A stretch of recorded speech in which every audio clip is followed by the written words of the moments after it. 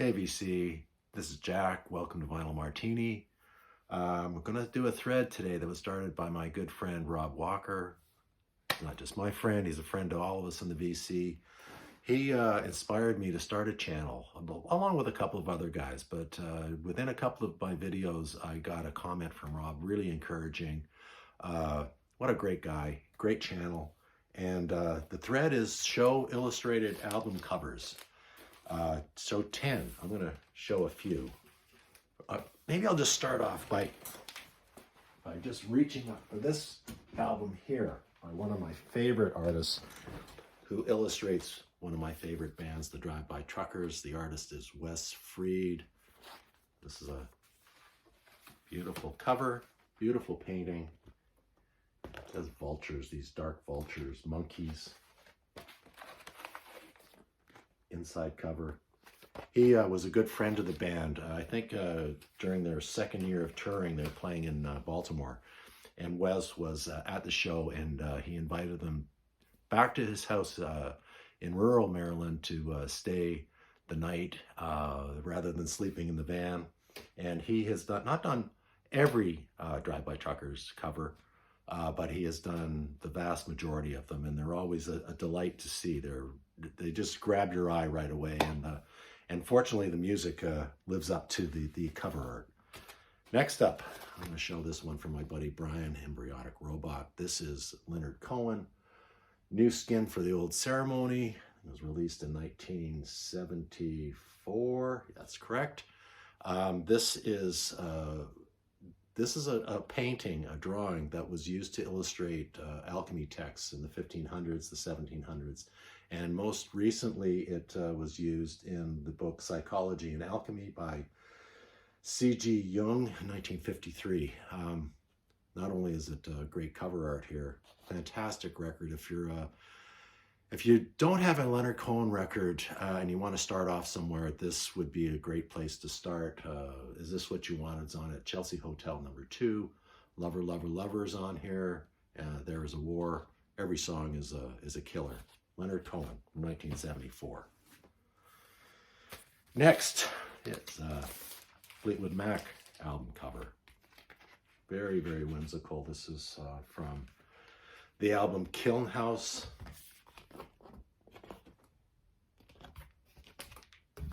Drawing on the inside as well. And of course, this was drawn by Christine McVie, who had just joined the band. A little bit ruined by this hype sticker on the cover, but cool album. Very, very nice cover art. Very whimsical, very childish, but just a beaut. Next up, this was a blind buy that I got in Barcelona at the record fair. And it's a psych band. They're called Segvera. I'll show you the cover art. I love that.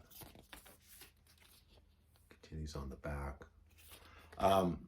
There's no information about who did the cover art, so I can't give them credit, which is a shame. But I played this last night. This is, like I said, it's a psych record. This is a true banger. This is a great, great record. No vocals, just instrumentals, but killer record. If you ever get a chance to pick it up, the band is called Segvera. This is Creations. Excellent record. Another blind buy that I picked up at the record fair, just up the road from me. A couple of weeks ago, I went to the record fair. I haven't shown this record yet, but it's by a band called Black Sun, and I picked it up not knowing anything about this band, and I thought this is going to be a psych heavy metal band for sure. Well, you would think so looking at the cover, but it's not. It's a funk. It's a funk album, and it's a really good funk album. 2 songs, one song on each side. I was really surprised. The 2 songs are Black Sun and Big Money. I couldn't find out anything about this band. I don't know. They don't credit the artist, but the design was by Drulé. This is a New Jersey band, so I don't know if Drulé drew the cover or not, or just designed it. You know what I mean. Next up, an album by one of my favorite guitarists, Phil Manzanera, and 801.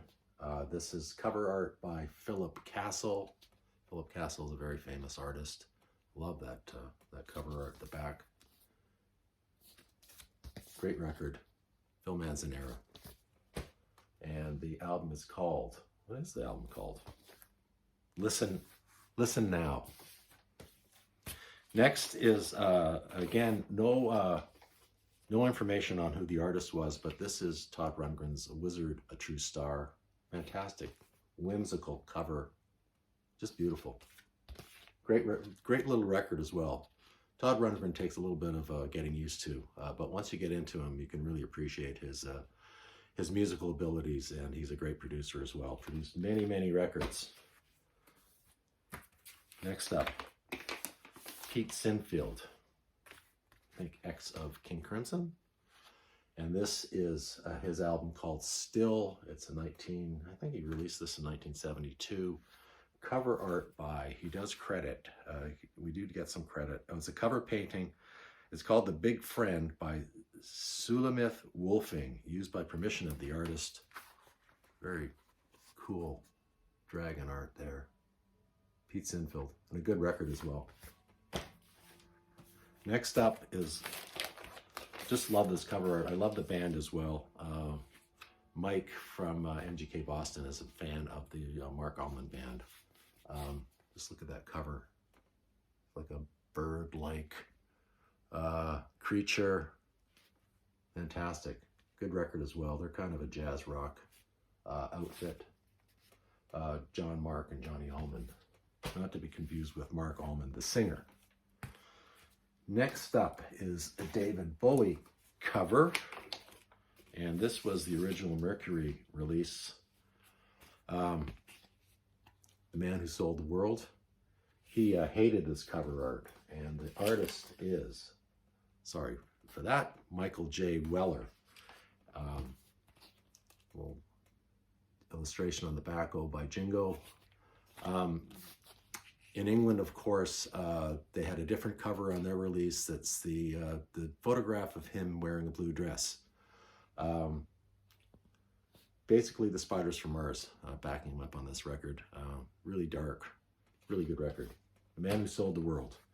And last but not least, I'm going to show a Joni Mitchell cover. Of course, Joni has painted many, many covers of her albums, and this is a Joni Mitchell original, and it is The Hissing of Summer Lawns. This is a beautiful record. She recorded it just before Ajiro, which might be her best record, but this one is, it comes close to what she did in Ajiro.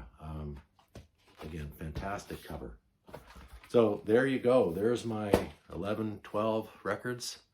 Thanks for doing this, Rob. It was a lot of fun. Easy thread to do. I could have shown 30, 40 records.